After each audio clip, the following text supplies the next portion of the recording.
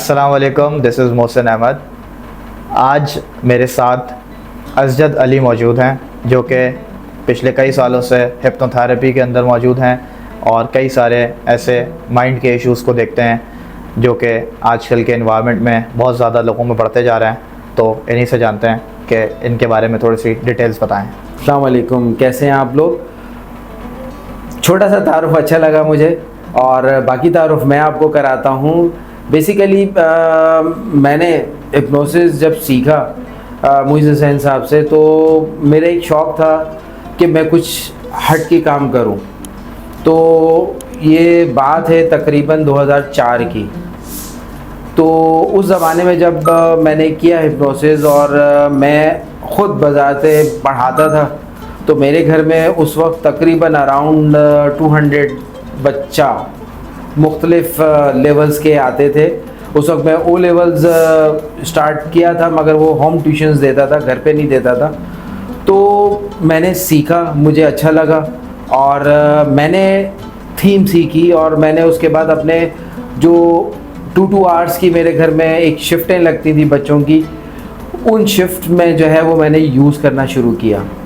और मैंने स्टार्ट ही जो है वो कलेक्टिव हिप्नोटिज़म से जो है वो लिया स्टार्ट 1 बाय 1 में। बहुत बाद में, यानी कि 1 साल के बाद मैं इसको करने लगा और मेरे जो रिज़ल्ट आए वो डिफरेंट, जो एक ग्रुप बैठा होता था उसमें डिफरेंट क्लास के बच्चे होते थे और वो बच्चे जब प्रॉब्लम अपना बताते थे कि क्या क्या उसको प्रॉब्लम है और क्या क्या चीज़ें हैं, तो मैं वो सुन लेता था। फिर मैं क्या करता था, वीकेंड पे आधा घंटा कम पढ़ाता था, यानी कि 2 आवर्स का अगर उनका टाइम है तो 1.5 घंटे में उनको कहता था।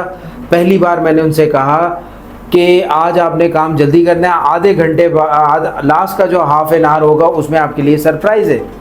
तो वो सरप्राइज़ जब बच्चों को पता लगने लगा, और पहली बार मैंने बड़े बच्चों के साथ शुरू किया जो प्लस आप समझ लें कि ग्रेजुएशन या मास्टर्स लेवल के जब आते थे, तो उनके साथ जब मैंने शुरू किया तो मुझे रिज़ल्ट मिलना शुरू हुए।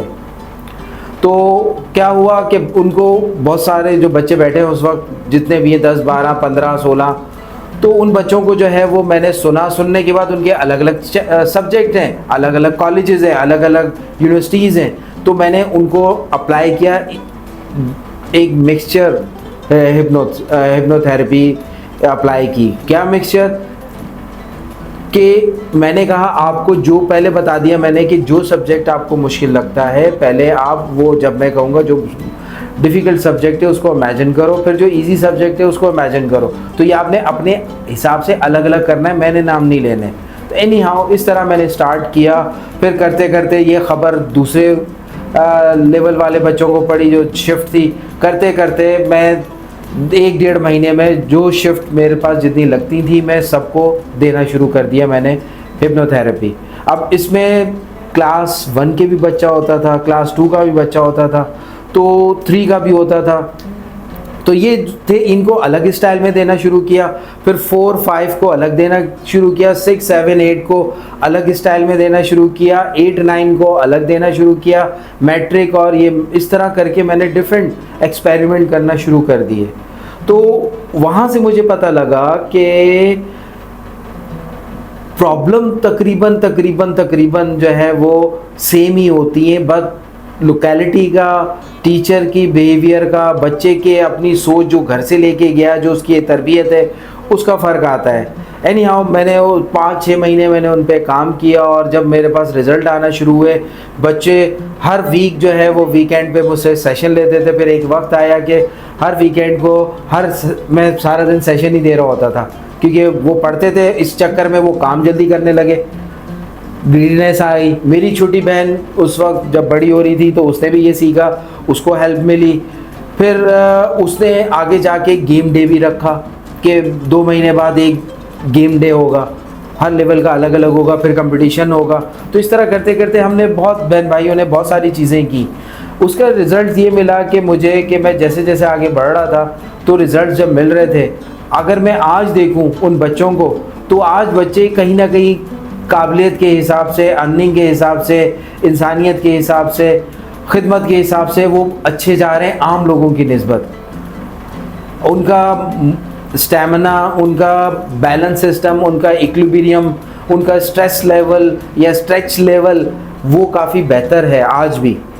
तो यही बात मैंने हमारे गुरु भी, हम उनको गुरु भी कहते हैं, प्रोफेसर मोहित साहब है, उनसे जब मैंने जिक्र किया 2004 के एंड में, तो उन्होंने मुझे ऑफ़र किया और मैं माइंड साइंसेस में बैठना शुरू किया। अभी मैं बैठ रहा हूँ।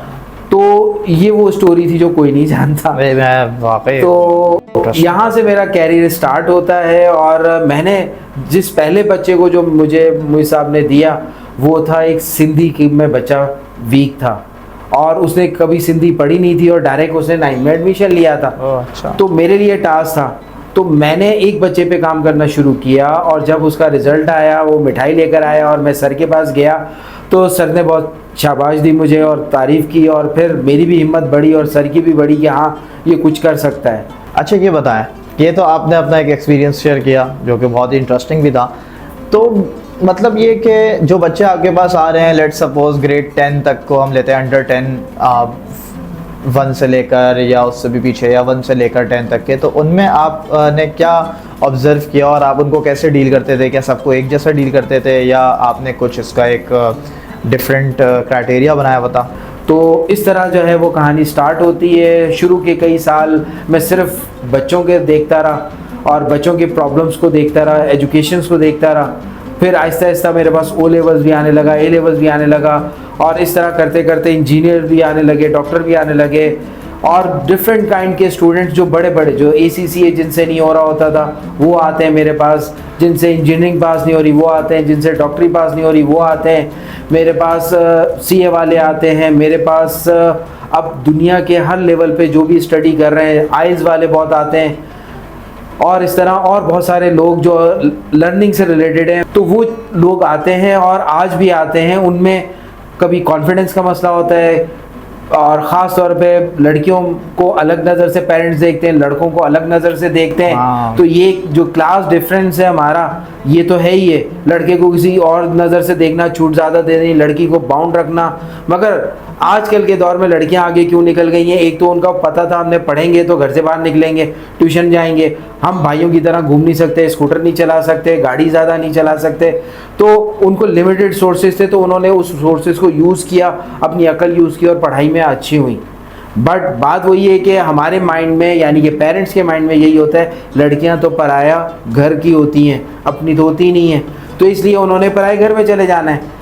तो उनको फिर इस तरह ज़माने ने बहुत सारी चीज़ें उनको सिखाई और आज आपको पता है आज हर जो लड़की है उसको हुनर दिया जाता है, तालीम का ज़ेवर दिया जाता है ताकि वो मुश्किल वक्त पढ़ने पर अपने शरीक हयात के साथ या हम सफ़र के साथ या अपने हस्बैंड के साथ वो मिल के उसका हाथ बटा सकें।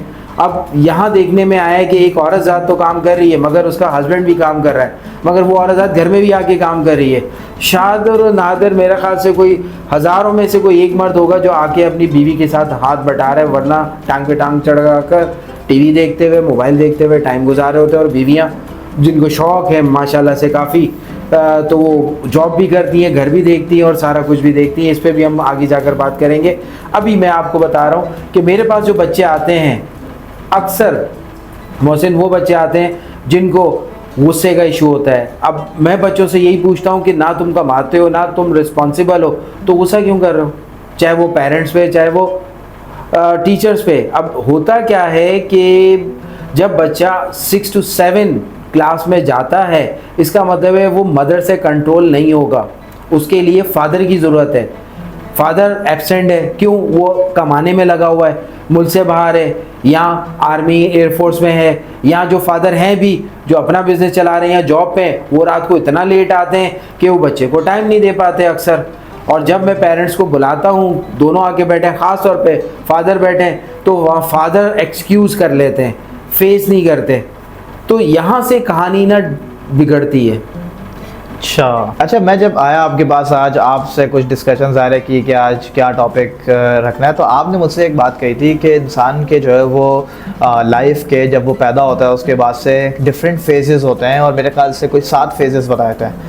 तो ज़ाहिर है कि वो बहुत डिटेल्ड हैं, उनके ऊपर हम सबके ऊपर तो नहीं जा सकते। शुरू के जो 2 फेजेस हैं तो अगर आप उनके बारे में थोड़ा सा गाइड करें तो जो ऑडियंस है वो जिस चीज़ को समझ सकेगी। तो यहाँ से जब कहानी बिगड़ती है तो वो कहानी बिगड़ते बिगड़ते काफ़ी जाती है। इसको और थोड़ा सा डिटेल में मुझे बताना पड़ेगा ताकि आपको समझ में आए।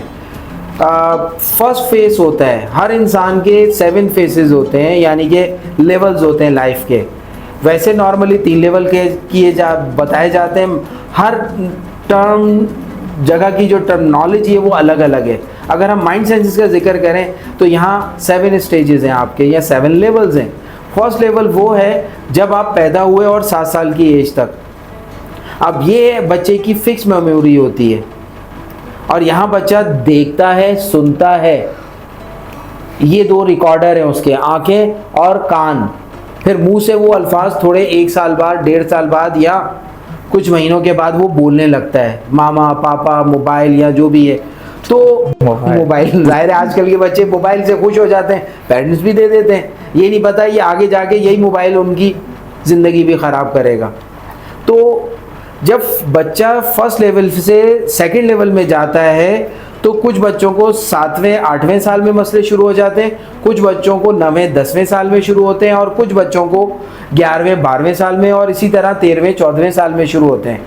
और कुछ बच्चों को प्री शुरू हो जाते हैं, यानी कि 5-6 में भी मसले शुरू हो जाते हैं। तो पेरेंट्स क्या कर रहे होते हैं, गुस्सा दिखा रहे होते हैं, समटाइम डांट रहे होते हैं, उन पे पाबंदियाँ लगा रहे होते हैं, कुछ जगह पे छूट दे रहे होते हैं। तो बच्चा वो क्या कर रहा होता है, जो सेकंड फेज में उसने चीज़ करनी है, जो कुदरत ने उसके अंदर डाली है, वो है रीचेकिंग। जो पहले 7 साल आपने उसको दिया, बच्चे को टॉफ़ियाँ भी दे रहे हैं, बच्चे को चॉकलेट भी खिला रहे हैं, ज़बरदस्ती मुंह में डाल रहे हैं, उसकी हर मूड को देख रहे हैं, उसकी ज़िद पूरी कर रहे हैं। सेकंड फेज में वो सारी चीज़ें अप्लाई करता है, पहले सीखी और फिर अप्लाई की। जहाँ जहाँ वो कामयाब होता है वो ओके टिक होती जाती है उसकी प्रोग्रामिंग में, और जहाँ जहाँ वो फेल होता है तो वो रिएक्शन देता है जो आपसे सीखा हुआ है। आपने कैसे बच्चों को टाला, कैसे अपने मियाँ को टाला, मियाँ ने आपको कैसे टाला, दोस्तों को कैसे टाला, बहन भाइयों को कैसे टाला, पेरेंट्स को कैसे टाला, आवाम को, यानी कि नॉर्मल रिलेशनशिप में आपने सब्जी वाले को, ये सारी चीज़ें उसने देखी होती हैं आपके साथ मिलकर। तो फिर वो उसमें से जो बिहेवियर उसको अच्छा लगता है वो अप्लाई करने लग जाता है। ज़्यादातर वो फादर, अगर लड़का है तो फादर जैसा ज़िद्दी या फादर जैसा एंग्री होगा। अगर फादर उसका नर्म मिजाज का है तो वो माँ का एंगर ले लेगा कि माँ गुस्से में अपने मौत मनवाने के लिए क्या करती थी बचपन में उसके साथ। तो ये एक लंबी दास्तान है, इनको शॉर्ट करता हूँ क्योंकि ये सब लेवल पे बताना है मैंने आपको। सही। तो इस तरह जब बच्चे मेरे पास अंडर इस एज में आते हैं 15, उनके मसले कुछ और होते हैं, और जब +15 में आते हैं तो उनके मसले और होते हैं। तो मसले देखने में और उसको हल करने में टाइम लगता है।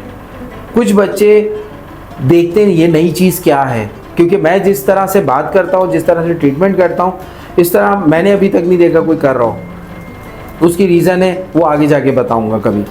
तो कुछ बच्चे ढीठ होते हैं क्योंकि उन्हें मैं पसंद नहीं आया, मेरी बातें पसंद नहीं आई, मेरा गेस्चर पसंद नहीं आया, तो इसलिए वो नेक्स्ट टाइम आने की नहीं करते, पेरेंट्स उनको ज़बरदस्ती लाते हैं। तो ऐसे बच्चे जब पता लगता है तो उनके साथ मेरा मामला कुछ और होते हैं, यानी कि पहले मैं उनसे दोस्ती करूँगा, उनसे उनकी मतलब की बातें करूँगा, आहिस्ता आहिस्ता मैं उनको अपनी तरफ लेकर आऊँगा।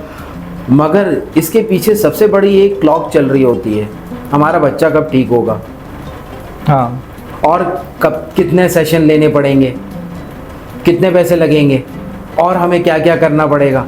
तो ये क्लॉक चल रही होती है, उस क्लॉक को भी मुझे देखना होता है। तो इसलिए कम वक्त में अच्छे रिजल्ट क्रिएट करने होते हैं। तो इतने सालों में मैंने यही किया है कि कम वक्त में ज़्यादा रिजल्ट देना।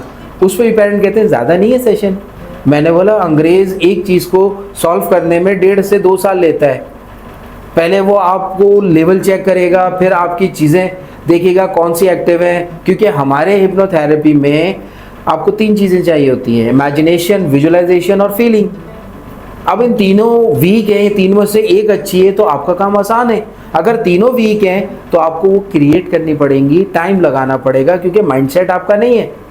अब इस पे भी एक प्रोग्राम करूँगा कि जब बच्चा ड्यूरिंग प्रोसेस होता है, एक माँ क्या कर रही होती है और उस माँ ने क्या क्या ऐसा किया होता है जिसकी बिना पे जब बच्चा इस दुनिया में आता है तो वो माँ की कुछ चीज़ें ले लेता है, और या बाप अपने ज़माने में जब प्रोसेस में होता है उसके अंदर जो उसकी माँ की तरफ से चीज़ें आई होती हैं, समटाइम पेरेंट्स यानी कि फादर की तरफ से भी आई होती हैं, तो वो यहाँ खिचड़ी बनती है। जब बच्चे में वो चीज़ें एट्रीब्यूट्स जाते हैं तो वो जब निकलते हैं बाहर, तो आप अगर अपने बच्चे को इंजीनियर बनाना चाहते हो तो वो इंजीनियर नहीं बनेगा, क्योंकि उसका टेक्निकल माइंड नहीं है, उसका पढ़ने की तरफ रुझान है। तो आप ज़बरदस्ती थोपते हो इंजीनियर बनो, अब उसका ध्यान खेलने में, तो उसको क्रिकेटर बना दें, फुटबॉलर बना दें, या कुछ और अपॉर्चुनिटी क्रिएट करें, उससे घुमा के उसको एजुकेशन पे लाएं। हमारे यहाँ बचपन में थोप दिया जाता है तुमने ये बनना है, इंसान नहीं बनना, डॉक्टर बनना है, इंजीनियर बनना है, ठीक है, पायलट बनना है, ACCA करना है, बिजनेसमैन बनना है, या कंप्यूटर का बहुत बड़ा चीता बनना है। तो सबसे पहले इंसान, हमें बच्चों को इंसान बनाना है। जब वो अक्ल शऊर रखेंगे, नॉलेज उनके पास होगी, तालीम उनके पास होगी, तो वो कैरियर चूज करेंगे। अब बहुत से पेरेंट्स कहते हैं हम तो यही करते, ये करते, मगर आगे जाकर क्या होता है, अब बच्चे ने सिलेक्शन करनी हो लेवल में कि वो क्या क्या सब्जेक्ट ले, पेरेंट्स को पता ही नहीं है। कभी इसको फ़ोन घुमाएंगे, कभी उसको फ़ोन करेंगे, यार तुम्हारे बच्चे ने क्या लिया था, मेरा बच्चा ये, बच्चा कहता है पापा मैं ये पढ़ना चाहता हूँ, नहीं दूसरे ने कहा है तो उसने ये नहीं, ये वाला सब्जेक्ट ले लो। तो यहाँ ये वाली चीज़ें चलती हैं। तो आप बच्चे को फ्री हैंड दे रहे हैं, मगर वो इतना फ्री हैंड हो जाता है कि वो आपको अपना बच्चा समझने लगता है, आप पे हुक्म चलाने लगता है। तो ये वाले इश्यूज भी आते हैं। फिर बच्चा जब फेल होता है, तो मैंने ऑब्जर्व किया है, O लेवल्स हो या A लेवल्स हो, इनके बच्चे का जो नाराज़गी होती है ना रिजल्ट पे, जो अफसोस होता है पेरेंट्स का, वो 1 से 1.5 हफ्ते का होता है। पाबंदियाँ लगा देते हैं पेरेंट्स, फिर आहिस्ता आहिस्ता सारी पाबंदियाँ बच्चा वापस खुलवा लेता है और वैसे ही जी रहा होता है। तो O लेवल्स A लेवल्स के बच्चे को पता है रिजल्ट ख़राब आएगा, बट थोड़े दिन की बात है, उसके बाद मैं ठीक हो जाऊंगा। लेकिन इसका भी तो मतलब ये भी तो नहीं कर सकते कि रिजल्ट ख़राब आने पे जब पाबंदियाँ लगाई हैं तो क्या वो अब जो है वो 6-6 महीने 8-8 महीने क्या पाबंदियाँ ही ज़रूरी होती हैं? देखो, माँ बाप के पास पाबंदियाँ होती हैं। पाबंदियाँ मतलब मोबाइल कम मिलेगा, अब बाहर नहीं जाओगे तुम, बाहर क्रिकेट नहीं खेलोगे, बाहर फुटबॉल नहीं खेलोगे, तो इससे ठीक है ना, बिहेवियर और नहीं तो बिगड़ेगा। बच्चे को आपने एक बैलेंस नहीं दिया हुआ ना। वीकेंड पे आपने बच्चे को लेके जाना है, कहीं रेस्टोरेंट में अच्छे में खाना खिला देना, कहीं घुमा देना है और लाके बिठा देना, चलो भाई अब पूरा हफ्ता पढ़ो। आप बोलेंगे इससे अच्छी और क्या बात है, आइडियल कंडीशन है।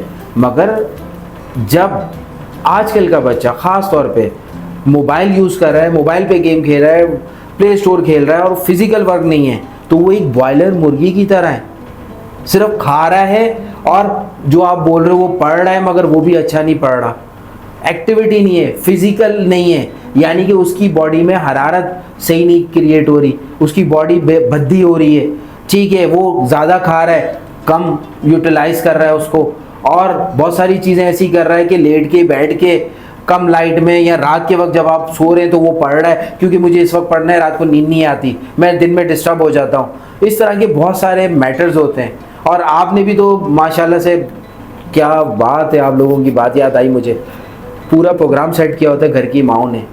बच्चा आएगा, सुबह उठेगा, वैन आएगी या छोड़ने जाएंगे, वहाँ से आएगा, थोड़ी देर खाना खाएगा, कारी साहब आ जाएंगे, वहाँ से पारा पड़ेगा, नहीं तो ट्यूशन चला जाएगा, वहाँ से आएगा तो कारी साहब आ जाएंगे। तो ये करते करते बच्चा जो है वो सुबह 6:30 बजे उठा है और शाम को 7 साढ़े 7 बजे फारिग हो रहा है। इस पे एक दिलचस्प वाक़या मुझे आया, ये रियल लाइफ का है, ये अगर वो बच्चा ये बात सुनेगा, अब तो वो बड़ा हो गया। कई साल पहले एक बच्चे ने मुझसे सवाल किया था, आते के साथ ही, जब मैं उसको जानता भी नहीं था, उसके पेरेंट्स लेकर आए, O लेवल का 6 ग्रेड का बच्चा था, आया, अब्दुल राफे नाम था उसका, राफे नाम था, और उसके पेरेंट्स बैठे, वो आके बैठा, इससे पहले कि मैं कुछ बोलूं उसने मुझे कहा कि डॉक्टर साहब एक बात बताएं। मैं पूछो बेटा। उसने कहा पापा सुबह 9 बजे उठते हैं, 10 साढ़े 10 बजे ऑफिस जाते हैं, 5:30-6 बजे वो घर आ जाते हैं, और आकर वो कुछ भी नहीं करते, बैठे रहते हैं, कभी मामा की हेल्प कर दी, नहीं तो अपने दोस्तों से बात कर ली, या टीवी देख लिया, या कहीं चले गए।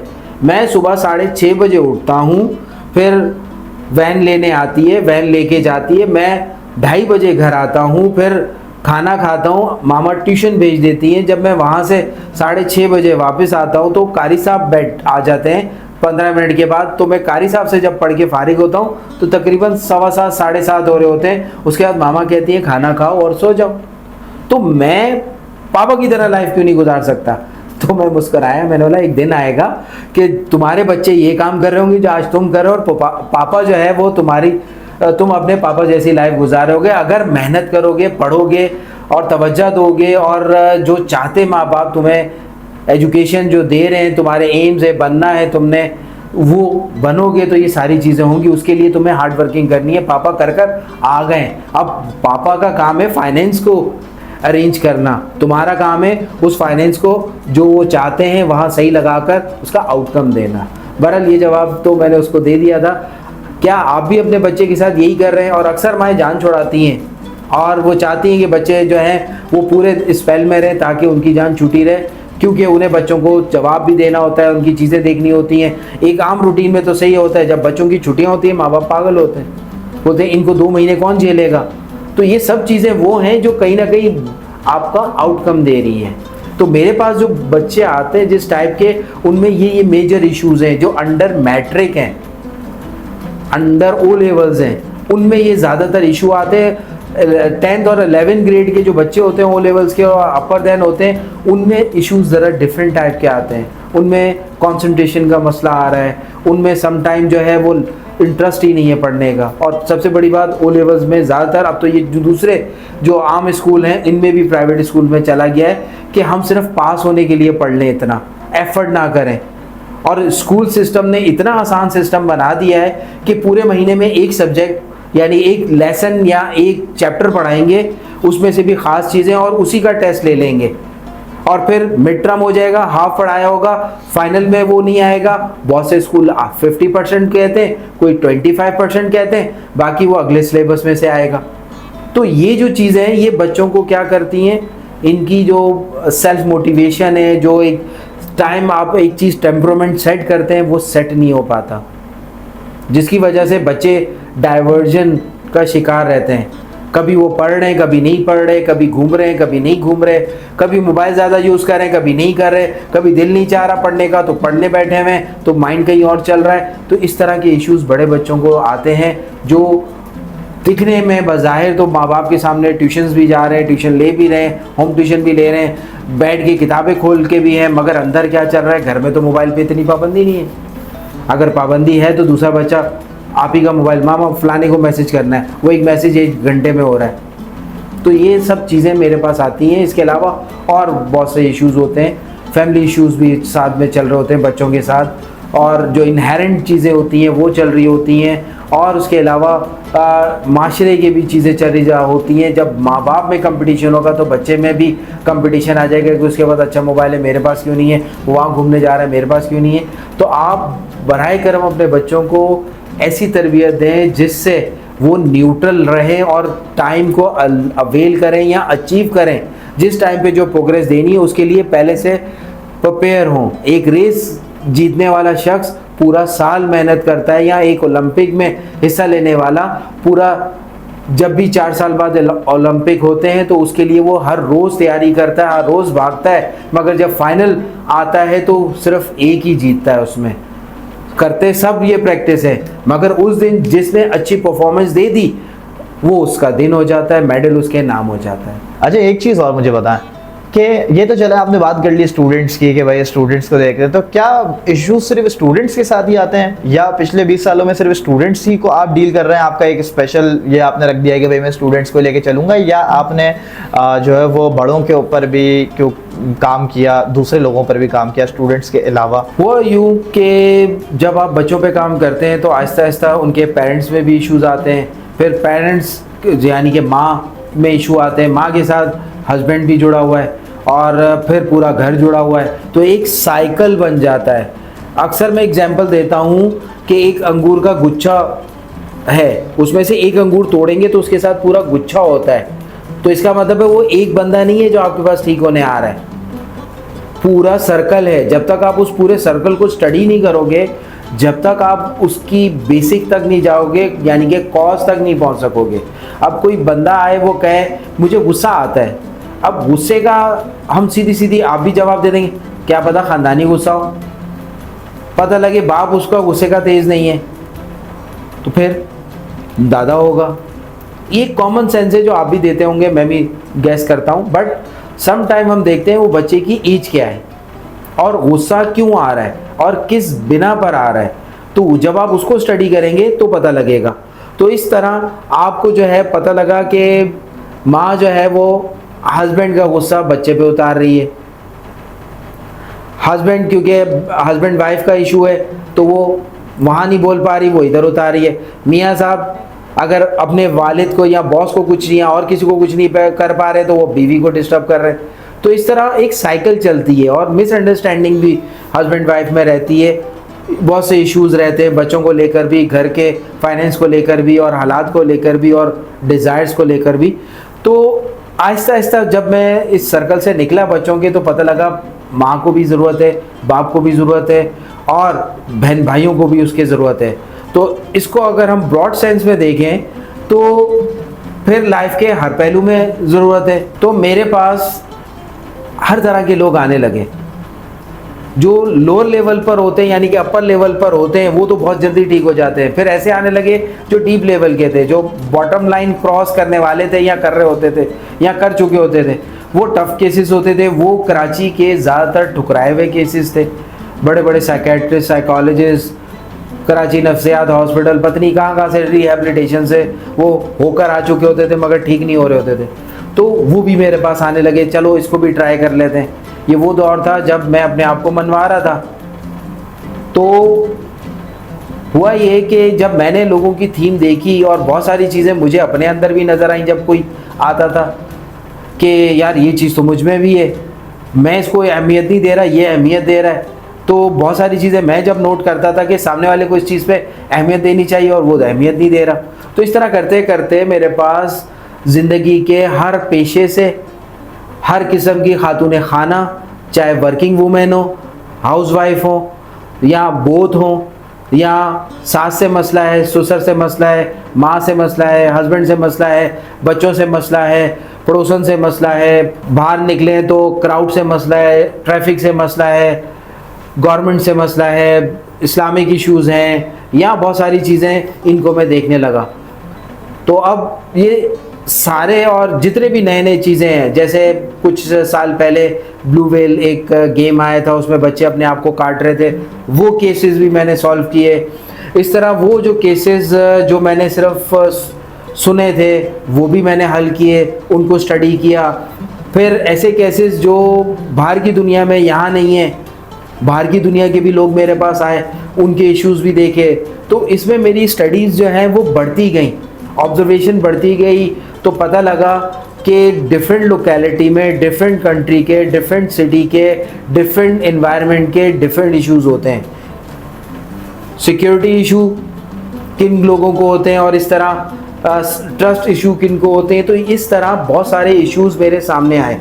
तो लबे लबाब ये है कि अब ज़िंदगी के जितने भी इश्यूज़ हैं उन पे मैं काम करता हूँ। इवन आपको कोई ऐसी बीमारी है जो माइंड लेके चल रहा है आपको, यानी कि जिसमें माइंड की, ज़ाहिर हर बीमारी में इन्वॉल्व होता है, चाहे वो आपको डायबिटीज़ है या मिर्गी का दौरा पड़ता है, एपिलेप्सी आप कह सकते हैं, या आप उसमें गैंग्रिया कह सकते हैं, या आप कह सकते हैं कि नॉर्मल बुखार है, या आप कह लें कि कीमो किसी की हो रही है, किसी को कैंसर है, किसी को हार्ट का मसला है। तो ये इन मसलों के भी साथ मैंने जब इस हिप्नोथेरेपी को यूज़ करना शुरू किया तो मुझे बहुत अच्छे रिजल्ट्स मिले।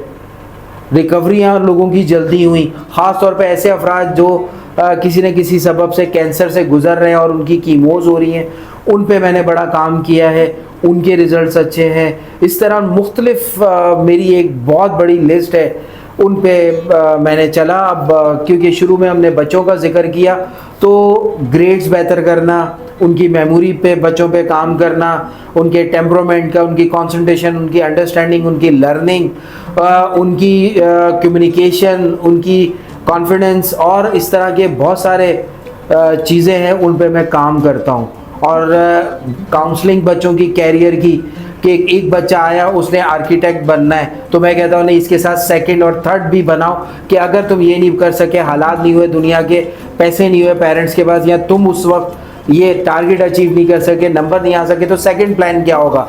थर्ड प्लान क्या होगा। तो इस तरह मैंने बच्चों को बहुत सारी चीज़ें सिखाता हूँ और उन्हें बताता हूँ, और उनकी मेमोरी कैसे बेहतर होती है और याद वो कैसे रख सकते हैं, और इस तरह की कई नई टर्मिनोलॉजीज़ को यूज़ करते हुए मैं बच्चों की प्रोग्रामिंग करता हूँ, और उसके साथ साथ जो उसके पेरेंट्स आते हैं उनकी भी करता हूँ, क्योंकि उसी नहीं उन्हें हैंडल भी करना होता है। यानी कि माँ ने बच्चे को लेके चलना है, या बाप ने लेके चलना है, या दोनों ने, या बहन भाइयों ने, तो ये भी होता है। Thank you so much Arshad, आपने बहुत ज़्यादा तो नहीं, खैर आपके पास जितना तजुर्बा है आपने बताया 2004 से तो आपने प्रोफेशनली शुरू किया, उससे पहले आप कर रहे थे, इस चीज़ में फील्ड में एंटर हो चुके थे।